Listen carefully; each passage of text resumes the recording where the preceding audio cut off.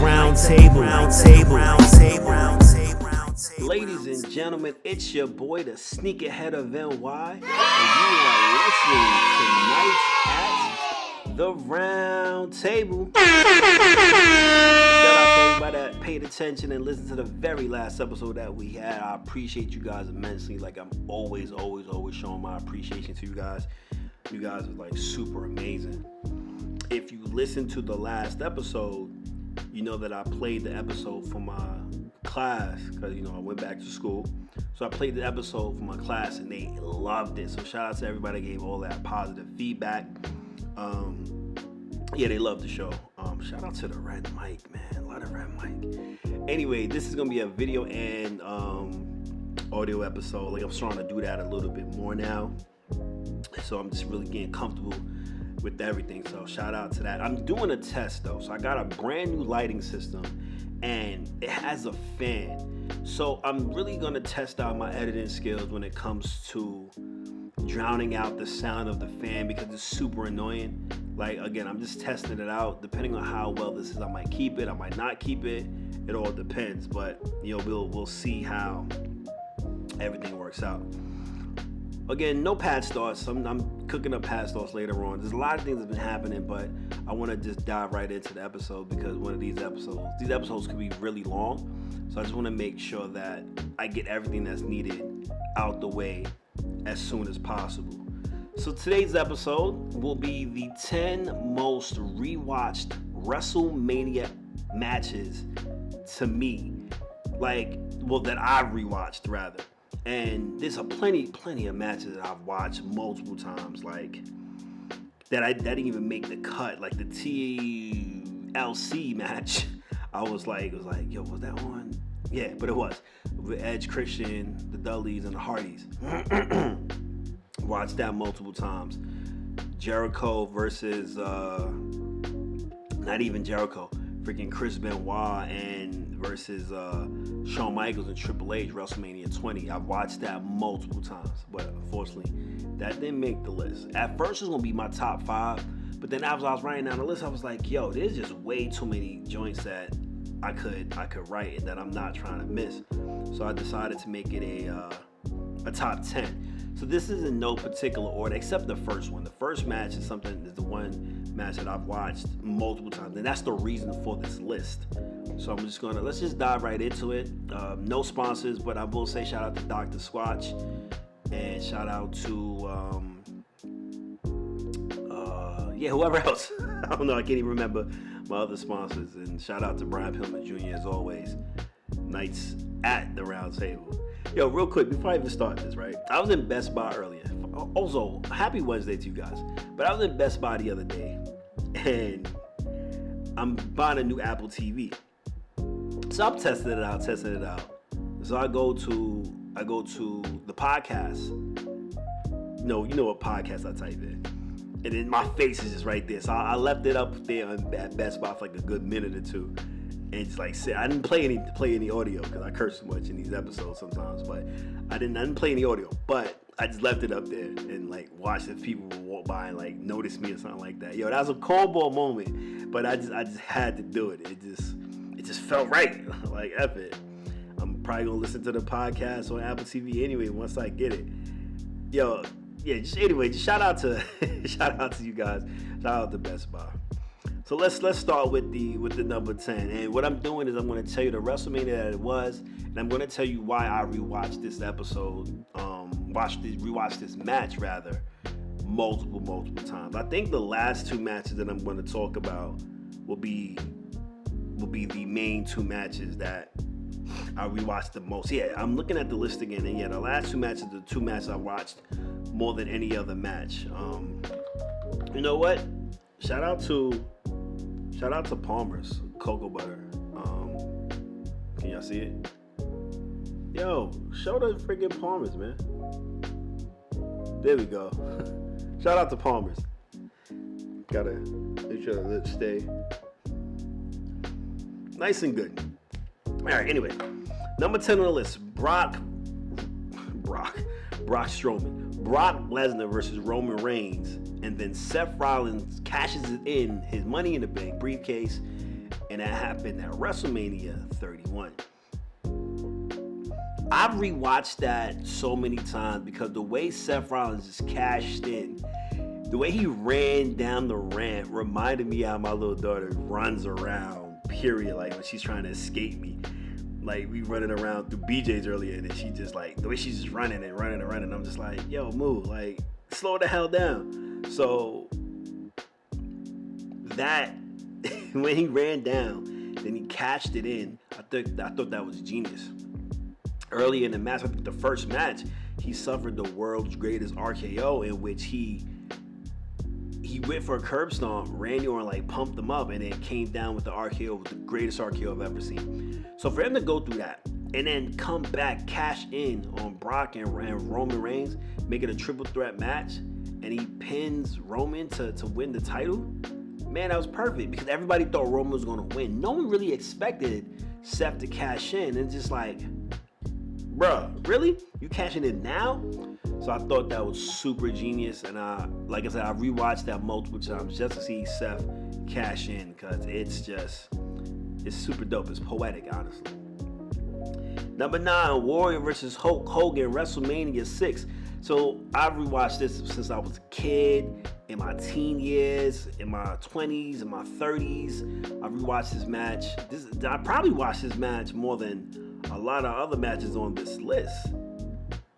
Like I said, this is in no particular order except for the final 2, but this one might be number 3 because when I was younger, I was a huge Ultimate Warrior fan and a huge Hulk Hogan fan. I will never forget, my parents went on vacation one year. My grandfather, shout out to my grandfather Johnson, he used to always tape the wrestling matches, the pay-per-views. My dad used to do that too because we didn't have cable back then, so we would just rely on somebody to get to order it, and then we record it, because back then in the early 90s, late 80s and 70s, wrestling was huge amongst a lot of West Indians too, because my dad would always tell the story about how they're at a party on a Saturday night, and then once 10 o'clock comes, everybody runs into whoever's bedroom, like whoever's house they were at, to watch wrestling from 10 to 11, and they resume the party.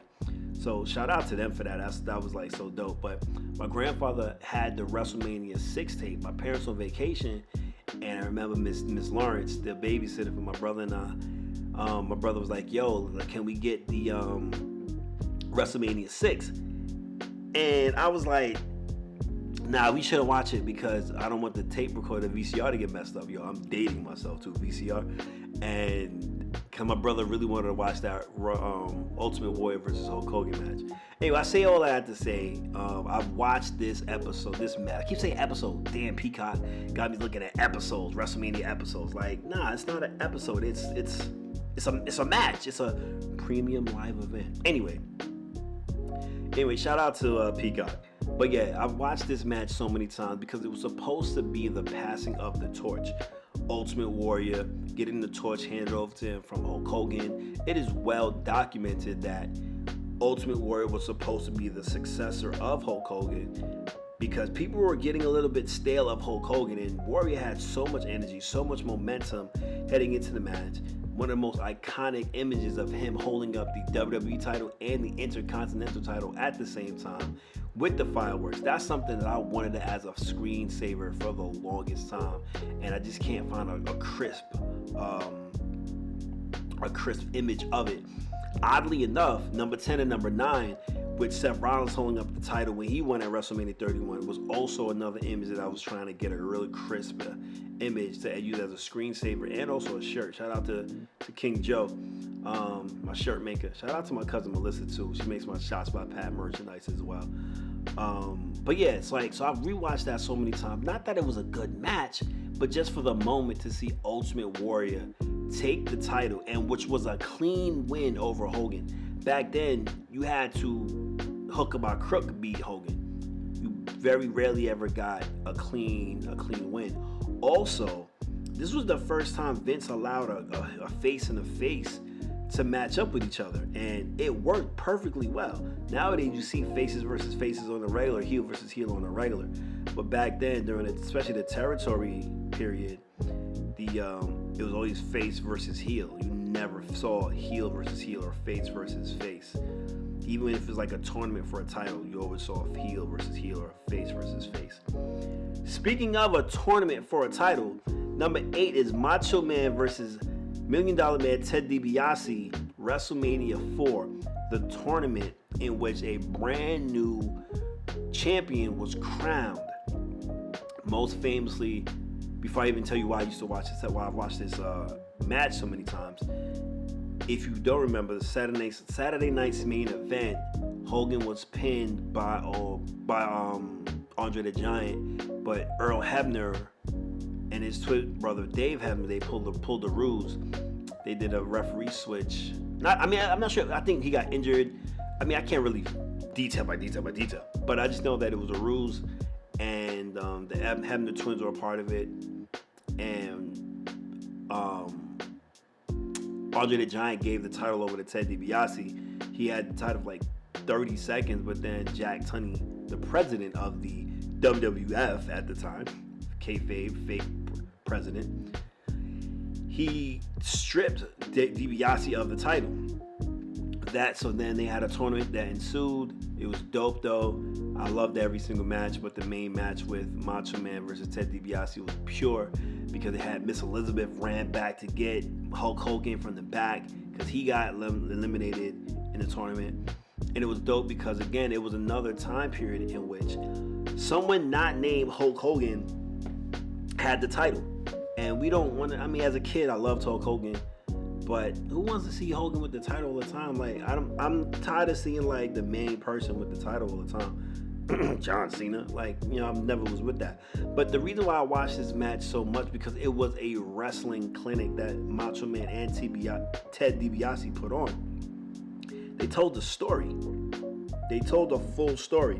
And you saw the remnants of what happened with Andre the Giant beating Hogan and then giving the title over to DiBiase. Then for DiBiase to be in the finals, excuse me, for DiBiase to be in the finals, pure amazing. And it was dope to see. Dope to see DiBiase lose. I love DiBiase. He was one of the wrestlers that I mentioned that should have been a world champion at some point in time in his career, but it was not to be. But he deserved the title. He deserved way more than that $1 million title and the tag team titles. He deserved a singles title at least once in his career. Number 7 on the list, Rock vs. Austin, WrestleMania 17. I picked this because Austin just solidified his greatness as a wrestler and as the new face of the WWE at the time. I wanted to go, another match that I watched a lot was WrestleMania 14, in which Austin won his first world championship against Shawn Michaels. But 17, that Rock versus Austin match was just clean. It was just an amazing match. It was, I think, the first match of their trilogy, and it was, Austin was that guy. I think 19 was when he turned heel and joined up with Mr. McMahon, if I'm not mistaken. But I just know that 17 was just a pure wrestling clinic. It was a great match. Austin versus Rock, two of the biggest names of the entire Attitude Era, if not the biggest names of the Attitude Era. You couldn't turn on Raw or SmackDown and not look at Austin or The Rock. Like, those were amazing.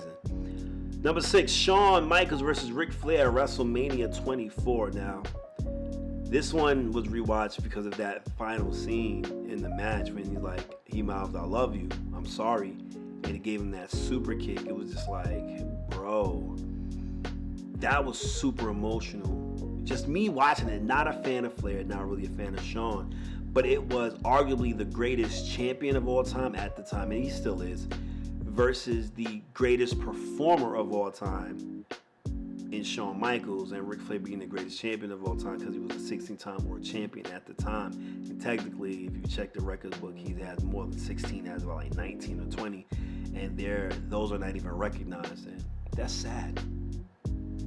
But everyone knows why this match was just amazing because, again, these matches that I'm picking, they're telling a story. They're telling a full story from start to finish. And that's what wrestling is supposed to be about. It's supposed to give you a full story from start, middle, and finish. Shawn Michaels being one of the greatest storytellers in the ring, was amazing. Side note, an episode after this is going to be the 10, yo, I'm off it today. I'm not even on it right now. The 10 greatest what if WrestleMania matches. Like, I'm gonna go through like a list of wrestlers and people that I would love to see like in a match together. It could be a tag team, it could be anything, but certain matches I would just love to see. And I got trust me, I got some doozies already lined up for that. But anyway, Shawn versus Flair. I don't want to say it was a passing of the torch, because Shawn and Rick, they still wrestled at the same time, and they were both at the top of their game during the same time when they wrestled. I wish Ric Flair and Shawn Michaels would have faced each other when Rick was in WWF the first time, but this is when Shawn was like his Heartbreak Kid gimmick, when he just started coming into his own after he split from Marty Jannetty. But this was a great match from start to finish. It was a solid match, and oddly enough, you're going to see Shawn Michaels' name on here quite a few times, and you're going to hear him in the next match as well. Undertaker versus Shawn Michaels, WrestleMania 25. Literally one of the greatest matches of all time. Any match that came on after that, shambles. Shambles. You can't come after that kind of a match. That was just the first one. The second one I think was good too. Was great. I don't think it was great. It was great. It wasn't the first one. Actually, I'm about to go rewatch that joint right now after I finish recording. But it was such an amazing match.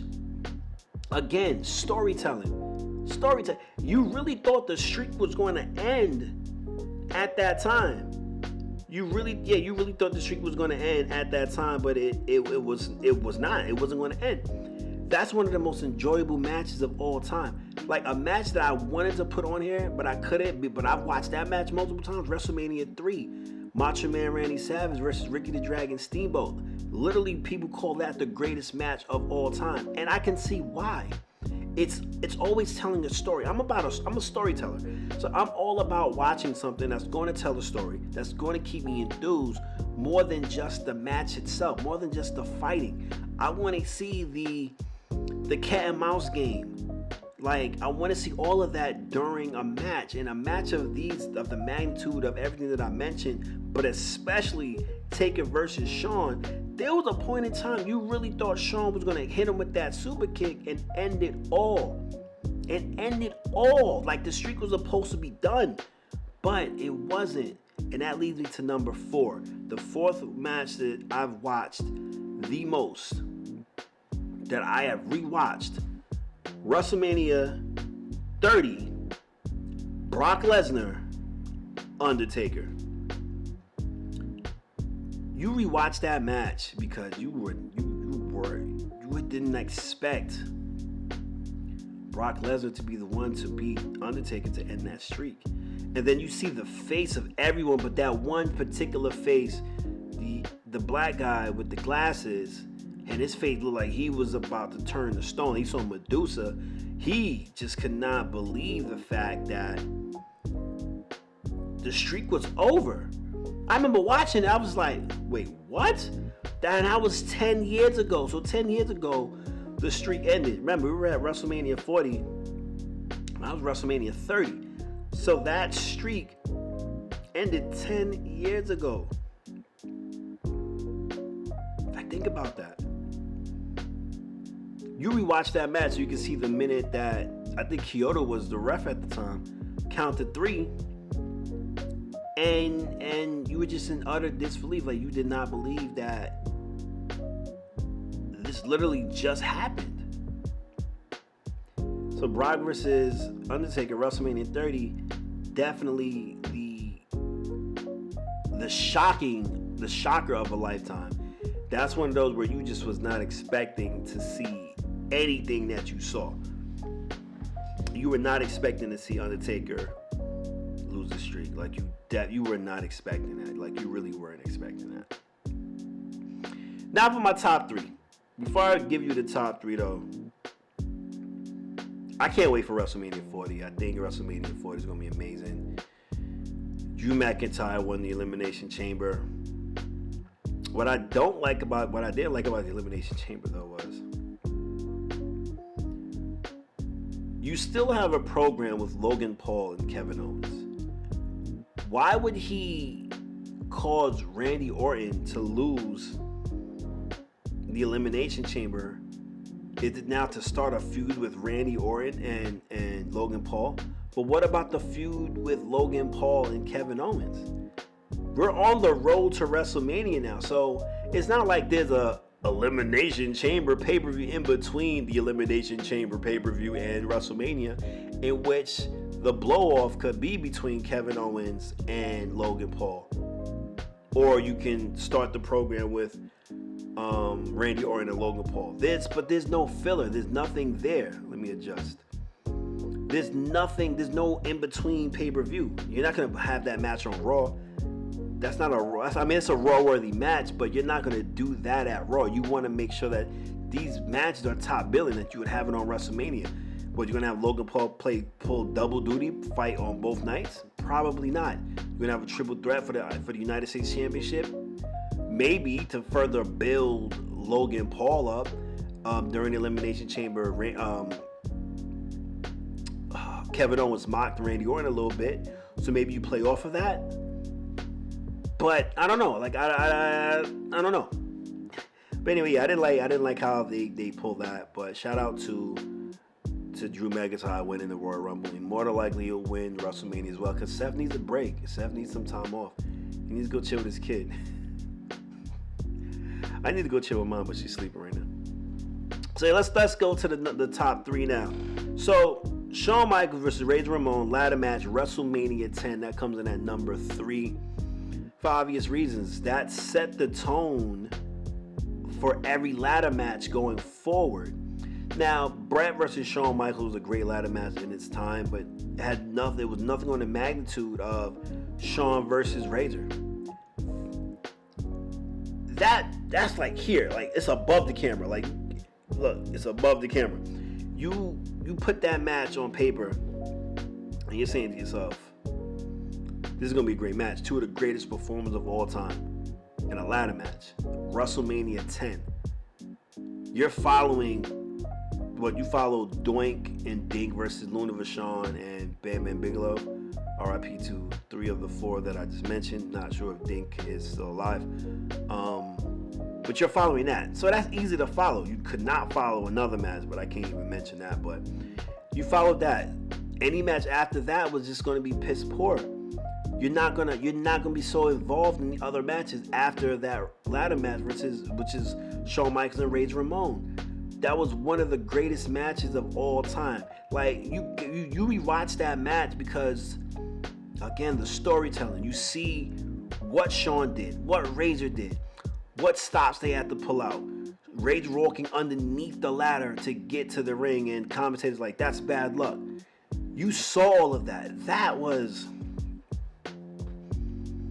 what I can't say anything more about that match that's already been said. One of the purest matches of all time. Great match. Like I said, it set the tone. That match and another match is the reason why I think WrestleMania 10 is the greatest WrestleMania ever. Granted, it had a bunch of filler. Like, Lex Luger versus Yokozuna was a trash match. Bret versus Yokozuna was trash as well. But Bret did his part to make Yoko look good.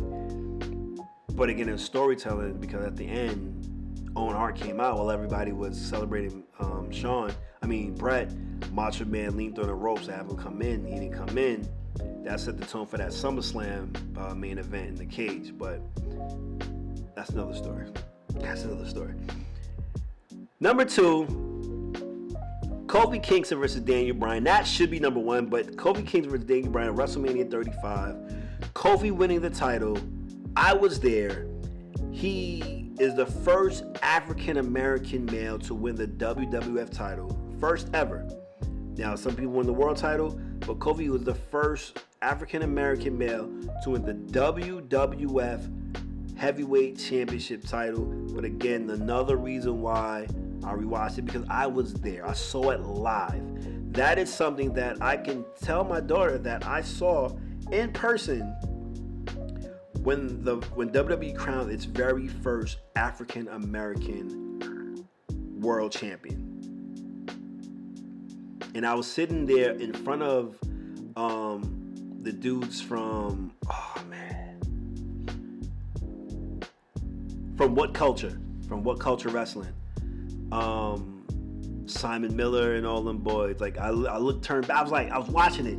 I was watching some match, and then I just happened to turn back. I was like, "It's y'all!" Like I fucks with y'all. I watch y'all on the regular. And they were like, "Yeah, it's me." Cause I think I saw Simon Miller first, and I was like, "Yo, that's Simon Miller, bro." I was super hyped. Meeting him. Then when the paper was over, I was walking down. Anyway, let's not relive WrestleMania 35. But yes, I was there for that match, and you just felt the buzz.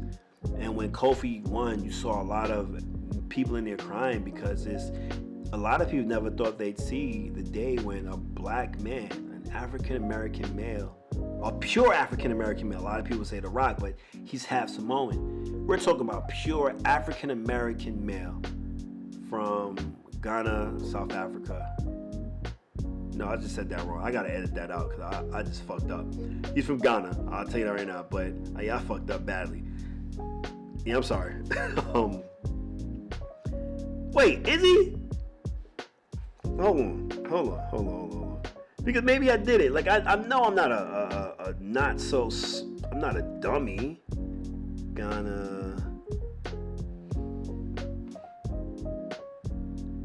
West Africa. See, I knew it was a particular region, so I do apologize. Ghana, West Africa, and so to see him win that match was simply amazing. It as an African American male myself, seeing that in person just gives goosebumps. And emotionally, I should have put that as number one, but I just couldn't, because the greatest match that I've ever seen is number one on this, and it is WrestleMania 10. Let me set the scene for you. WrestleMania 10, brother versus brother, the very first match of WrestleMania 10. It was Bret Hart versus Owen Hart, and let me just read the notes that I put for this. I said, Bret vs. Owen, WrestleMania 10. Hands down the greatest match I've seen at any WrestleMania. They told the story. They performed every move. There were no botches. Just a spectacular opening match.